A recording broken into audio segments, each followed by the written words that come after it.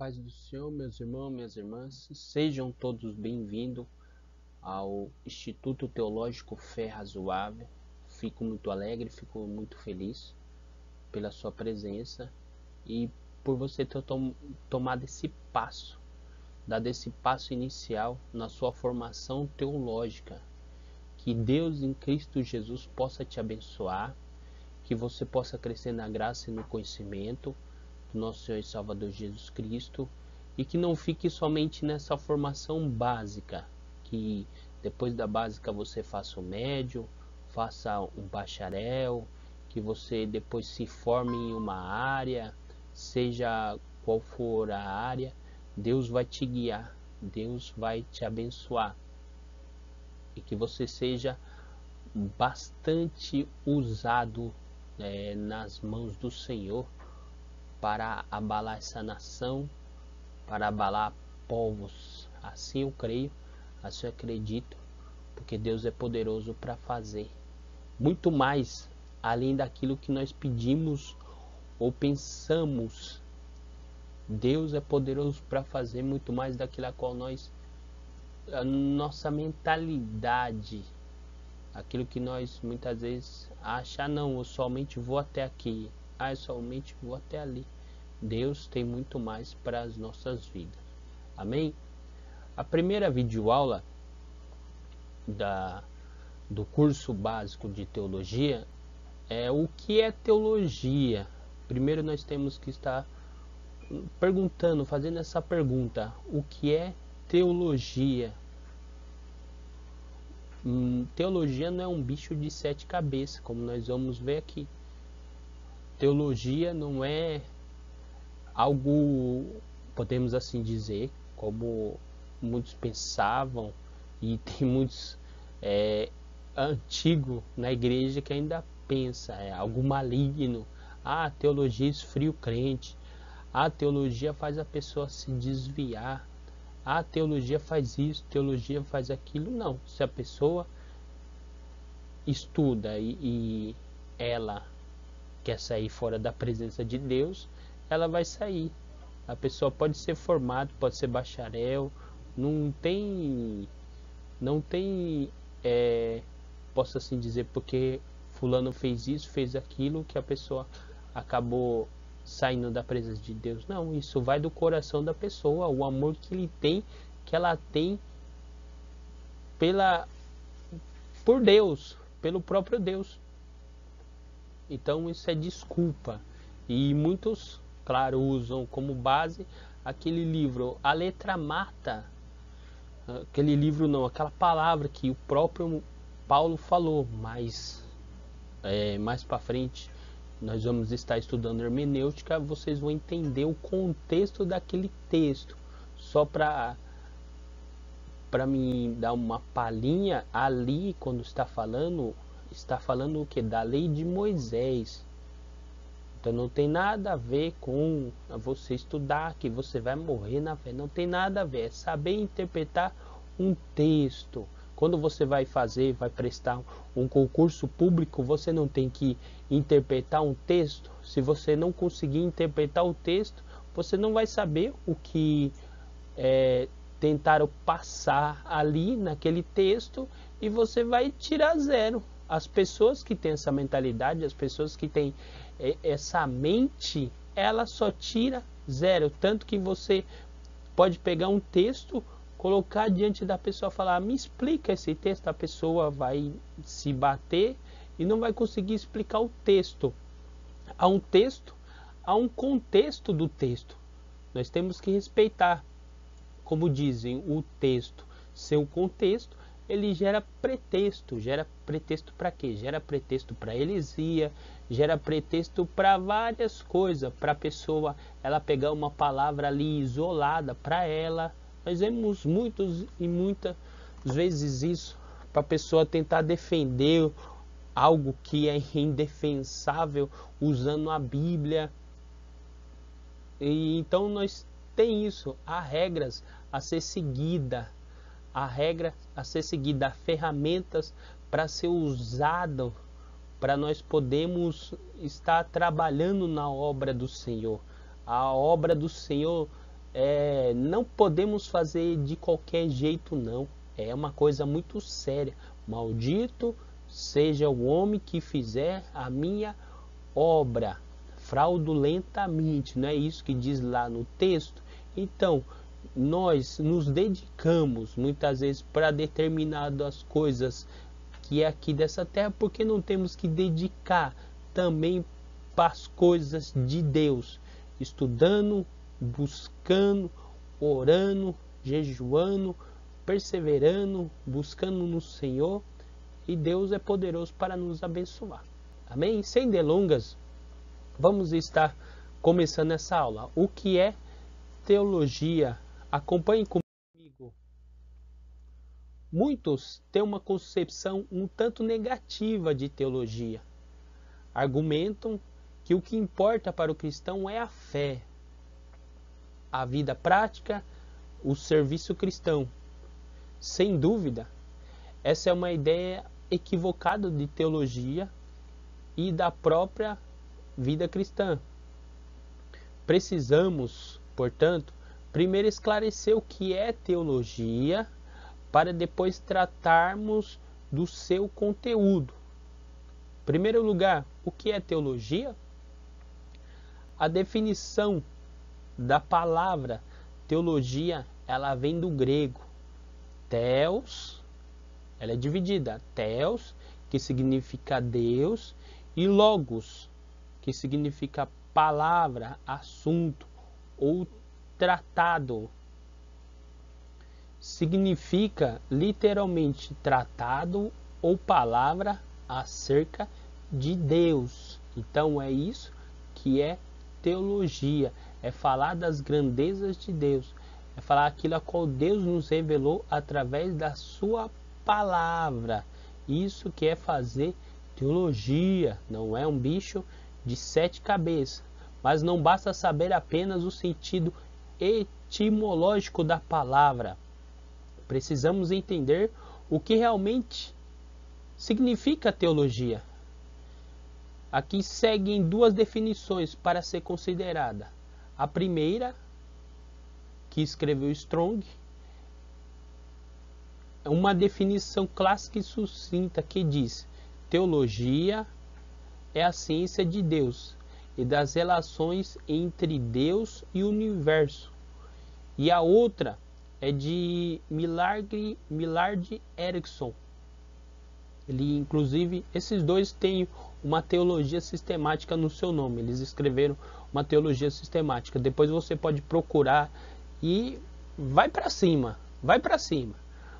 Para quem a teologia, ele fala assim, Millard Erickson fala assim: para quem a teologia é o estudo, a análise e a declaração cuidadosa e sistemática da doutrina de Deus. Então esse é o pensamento desses 2 servos do Senhor, de Strong e também de Millard Erickson. A teologia como ciência. A palavra ciência, empregada na teologia por Strong e por outros, não tem o mesmo sentido de quando é usada para ciências naturais, como a física, a biologia, por exemplo. Na teologia, a palavra ciência tem sentido mais amplo, assim como é usada para ciências humanas, exemplo, a psicologia, a sociologia, a história e outras, querendo indicar conhecimento adquirido mediante critérios que assegurem a validade de tal conhecimento. Nesse sentido, se diz que teologia é ciência. Clovis Boff argumenta que o que a teologia tem em comum com outras ciências é um modelo formal, caracterizado pelos seguintes traços: criticidade, sistematicidade e dinamicidade. Então essa é a característica que a teologia tem em comum com outra ciência. É esse molde, é esse modelo: criticidade, sistematicidade e dinamicidade. Ou seja, a teologia é um saber crítico.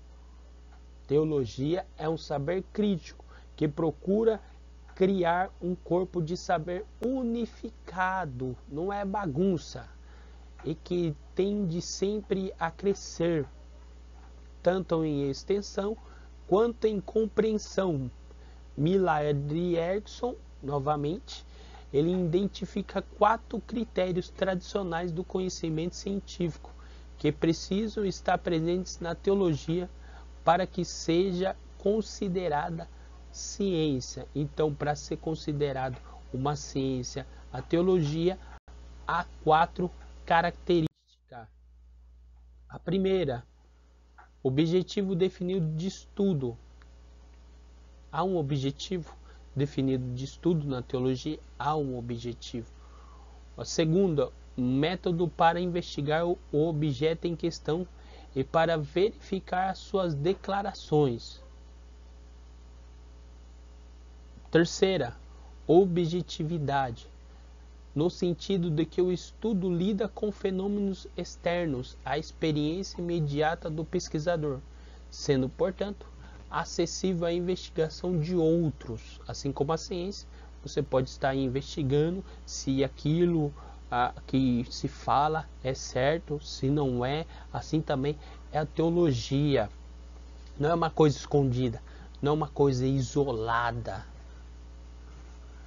Quarto, coerência entre as proposições do objeto em questão, de modo que o conteúdo forme um corpo definido de conhecimento, não uma série de fatos desconexos. Então, há um critério acerca da teologia, como eu disse, não é algo desconexo, como diz o texto, não é algo bagunçado, não é bagunçado, é algo concreto, é algo sério, é algo verdadeiro e que segue uma linha, uma tênue, uma linha ali certa.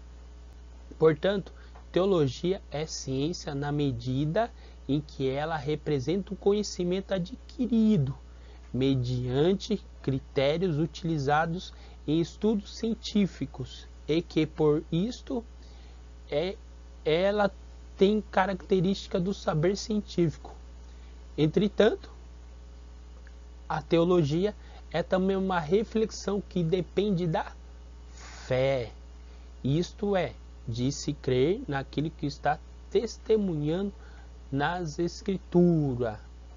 A base científica daquilo a qual há coisas que se provam, há aquilo a qual está ordenado, que a ciência mesmo, a base da ciência é como se estivesse ordenado a um critério, mas o principal, podemos assim dizer, é acreditar em tudo aquilo a qual se fala através da fé. Através da fé, depender da fé, isto é, de se crer naquilo que está testemunhando nas Escrituras, naquilo que está falando. Porém, não se trata de uma fé cega, destituída de fundamentos racionais, sem qualquer comprovação. Ao contrário, a fé cristã é nutrida com as verdades reveladas e testemunhadas nas Escrituras.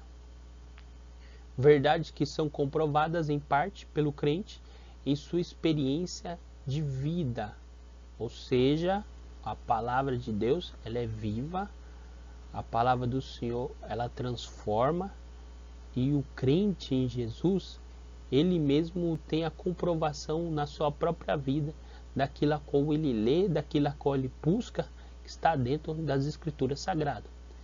Eles são explícitas racionalmente, de maneira ordenada e convincente na teologia. Portanto, teologia é a fé cristã vivenciada, levada a conceitos. Agora vamos falar da definição da teologia. Perdão, divisão da teologia. Divisão da teologia. A teologia, ela é dividida em a teologia histórica, que conta a história, tanto da história da igreja, quanto a história dos personagens bíblicos. Há também a teologia sistemática. A teologia sistemática é igual o curso que nós estamos iniciando. É algo sistemático. Primeiro nós aqui falamos sobre o que é teologia, depois vem bibliologia para poder conhecer a Bíblia, o cânon sagrado, depois vem Deus, Jesus Cristo e assim por diante. De final, a última matéria da teologia, no caso levando a teologia sistemática, que é sistematicamente, ordenadamente, é a doutrina das últimas coisas. Isso seria a teologia sistemática, é algo sistematizado, bem ordenado. E a teologia bíblica tem a teologia de Paulo, tem a teologia de Lucas, é como os personagens bíblicos explicavam os assuntos. Essa seria a teologia bíblica. A teologia exegética exige mais do aluno, exige mais daquele que busca, porque ele vai buscar minuciosamente aquilo a qual o texto diz. Ele vai buscar no grego, ele vai buscar no hebraico, ele vai buscar no aramaico, se possível ele vai traduzir aquela palavra, aquele texto, aquele versículo. Isso é o que traz exegese, é tirar aquilo que está dentro do texto para fora. Exegese é nós colocarmos o nosso pensamento naquilo que está no texto. O que temos que fazer? Temos que fazer a exegese. Temos que estudar a teologia exegética.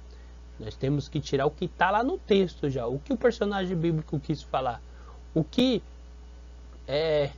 o Espírito Santo queria ali através do servo de Deus passar para a igreja dele. Passar para o povo daquela época. Isso exige estudo, empenho para poder estar fazendo essa teologia, mas é muito edificante para a própria pessoa e também quando a pessoa estiver ali passando para o próximo, para a igreja do Senhor, para a edificação da obra de Deus.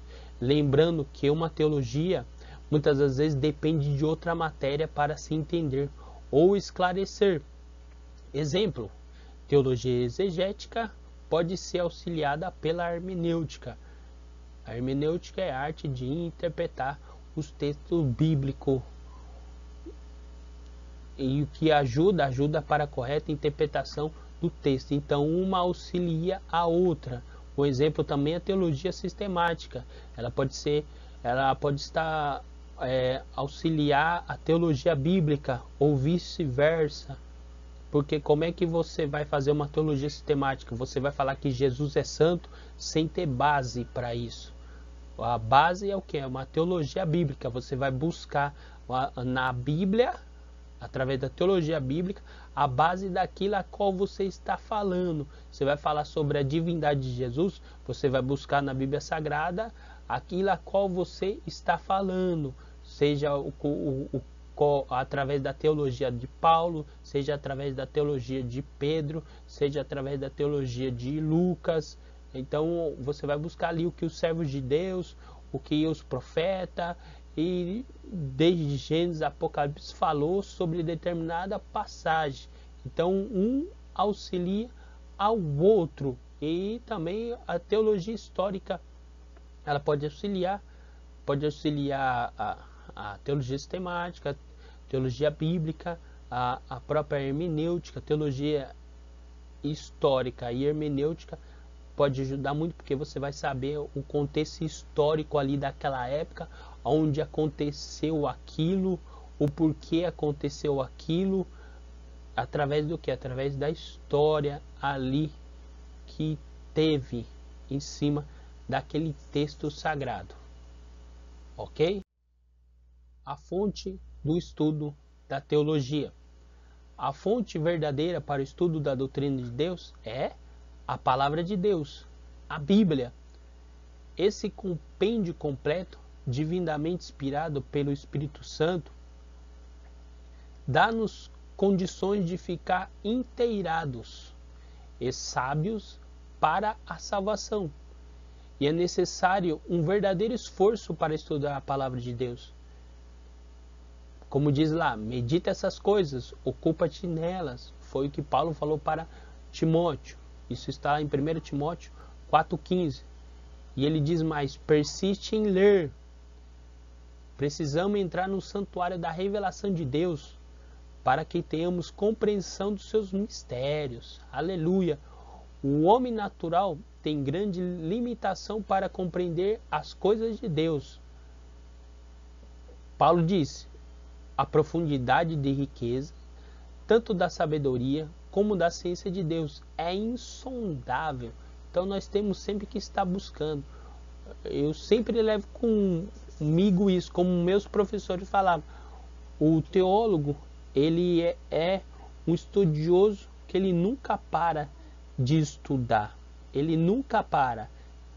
Começou a estudar, começou a buscar, continue buscando, continue se aperfeiçoando, continue se alimentando, continue, porque a fonte, a palavra de Deus, ela é inesgotável. Ela é inesgotável, como nós vemos aqui. O homem natural, ele tem grande limitação para compreender as coisas de Deus. A profundidade de riqueza, tanto da sabedoria como da ciência de Deus, é insondável. E por isso carecemos da ajuda divina para penetrar nesses mistérios. E esse auxílio de que precisamos é Deus que nos fornece. O espírito de sabedoria e de revelação é nos dado para nós podermos entender os mistérios de Deus, as revelações de Deus, aquilo a qual Deus quer passar para nós podermos passar para o nosso próximo e para a nossa igreja, para a igreja em si, ou para uma pessoa que nós estamos evangelizando. Muitas vezes você está ali estudando uma determinada passagem, você nem percebe, Deus está te levando ali, e Deus vai lá e coloca uma pessoa, e você vai colocar esse texto que Deus colocou já no seu coração, você vai falar para ela, você vai estar evangelizando ela. Precisamos desse auxílio que Deus ele nos oferece, o espírito de sabedoria e de revelação, e por finalidade iluminar os olhos do nosso entendimento, para que saibamos qual seja a esperança da vocação e quais são as riquezas da sua herança. Afinal, seremos corroborados com o poder pelo espírito do homem interior, para que Cristo habite pela fé no nosso coração, a fim de, estando arraigados e fundados em amor, pode perfeitamente compreender com todos os santos qual seja a largura, o comprimento e a altura e a profundidade, e conhecer o amor de Cristo, que excede todo o entendimento. É verdade, sua unção vos ensina. Deus nos ensina através do Espírito Santo de Deus. Ele faz nos lembrar de todas as coisas. Não vai cair do céu, não. Não tenhamos preguiça. Não vai cair do céu para você poder falar acerca da palavra de Deus. O que vai cair do céu pode ser um cocô de um passarinho na sua cabeça. É isso que pode estar acontecendo se você estiver andando numa rua. Mas o conhecimento não. O conhecimento é você buscar. É como um tesouro ali escondido. Você tem que buscar. Você tem que ir atrás. Ninguém vai atrás por você. Deus não vai mandar um anjo, vai abrir a sua cabeça e vai colocar tudo na sua cabeça, não. Você que tem que ir atrás. O desenvolvimento é seu. E Deus te abençoa. Porém, apesar de todo o nosso esforço e da ajuda do Espírito Santo, experimentaremos, enquanto estivermos neste mundo, que no conhecimento das coisas de Deus sempre será limitado. Olha, nós buscamos, é limitado. Imagina se nós não buscamos. Por quê? Em parte nós conhecemos e em parte nós profetizamos. Jó chegou a ter profundas experiências com Deus e mesmo assim ele disse: isto são apenas orlas dos caminhos, dos seus caminhos. Aleluia, é o que Jó falou.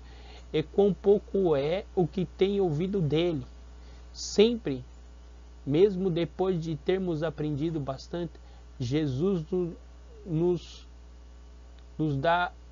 diz, no caso, né? Coisas maiores do que estas verás. Mas um dia, esse dia vem em breve, virá o que é perfeito e que em parte será aniquilado, ou seja, Deus nos dará o pleno conhecimento. Então conhecerei também como sou conhecido. Amém? Que venha aquele grande dia para o teu povo, para a tua igreja. Fontes de teologia fora da revelação cristã. É a teologia um estudo tão vasto que, além da revelação cristã, abrange o homem, a sua constituição, a sua vida, a história, enfim, o universo todo. Temos, além da Bíblia Sagrada, outro grande livro, o livro da natureza, o qual nos revela grandes coisas acerca de Deus. Ao comentar a passagem de Romanos 1:20, Agostinho afirmou que o conhecimento de Deus adquirido por meio da revelação natural é sempre um vestígio, um conhecimento por vestígio, ou seja, as coisas criadas são sempre vestígios de Deus. Façamos aqui algumas considerações relativas ao homem e ao universo como fonte da teologia sistemática. O homem, uma das fontes da teologia sistemática na ciência da religião, é o homem de grandíssima importância, pois é ele o ser da qual existe a experiência religiosa e a quem a mesma pertence. E é necessário, por isso, que um ligeiro estudo sobre o homem preceda a da teologia. Ainda mais, sendo o homem a criatura que nesse mundo se assemelha a Deus, é claro que é também a criatura que nos pode fornecer dada mais numerosa e preciosa ao seu respeito. E no homem, é no homem que devemos descobrir as verdades mais sublimes a respeito de Deus.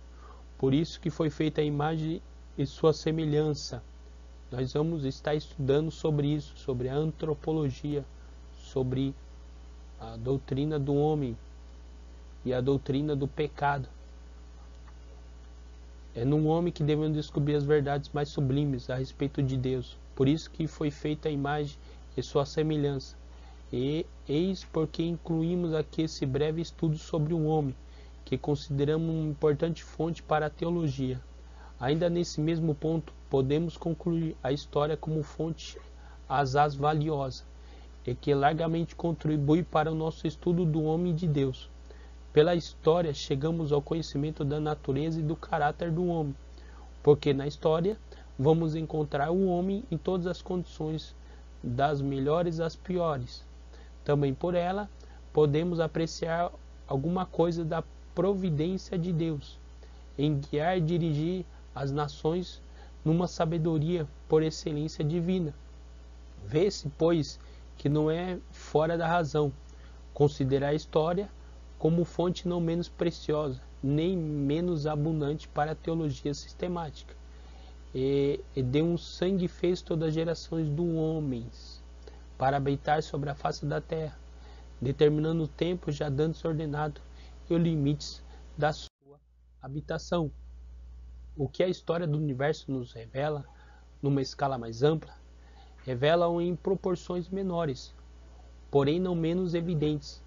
A vida de cada indivíduo, sim, são de fato muito importantes e asaz, e as interessantes e são muito interessantes para a teologia.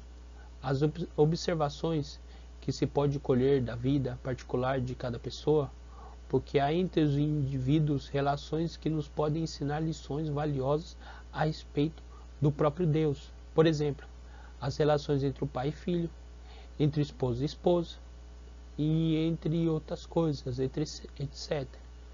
Pode mostrar-nos coisas importantíssimas relativamente às verdades de Deus quer revelar ao mundo, que Deus quer revelar ao mundo.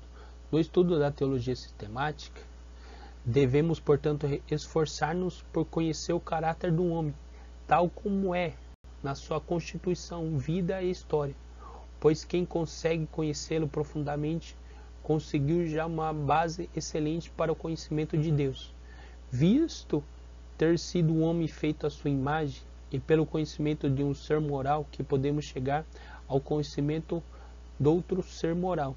Por isso, uma boa compreensão da natureza humana é incalculável utilidade para quem almeja conhecer a Deus. O universo, outra fonte de teologia sistemática, compõe-se o universo de muitos sistemas de mundos. O mundo em que vivemos é um dos menores planetas. Dizem as Escrituras que os céus proclamam a glória de Deus e o firmamento anuncia as obras das suas mãos. O universo, como vemos, é uma fonte abundante e, para a teologia sistemática, é a obra das mãos de Deus. A ciência moderna enriquece grandemente a ideia de que temos do universo e, ao mesmo tempo, a ideia de Deus. Podemos estudar na criação acerca de certos métodos e intuitos de Deus e dos resultados por ele alcançados no seu trabalho criador. E é verdade que a natureza não pode dar uma ideia imperfeita de Deus, mas isso não quer dizer que ela não possa fazer conhecer coisa alguma ao seu respeito, apelando então duramente o estudo da teologia. Então, é possível se conhecer, como o próprio Agostinho falou, os vestígios de Deus através daquilo a qual foi criado, daquilo a qual Deus fez, daquilo a qual Deus formou, os céus, a terra, os mares e tudo que foi criado, que nós podemos ver ao nosso redor.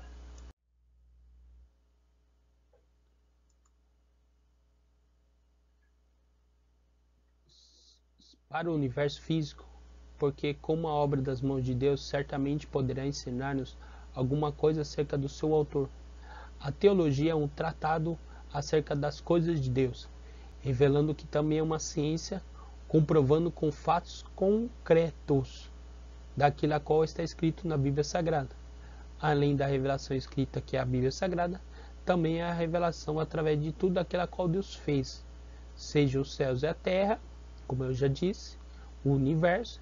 Então é essencial para o homem e a mulher de Deus saber manejar a própria palavra de Deus, que ele vai poder compreender, ele vai poder explicar para as pessoas, principalmente para aquele que duvida acerca das coisas do Senhor, as comprovações que Deus nos dá para tudo aquilo a qual nós buscamos.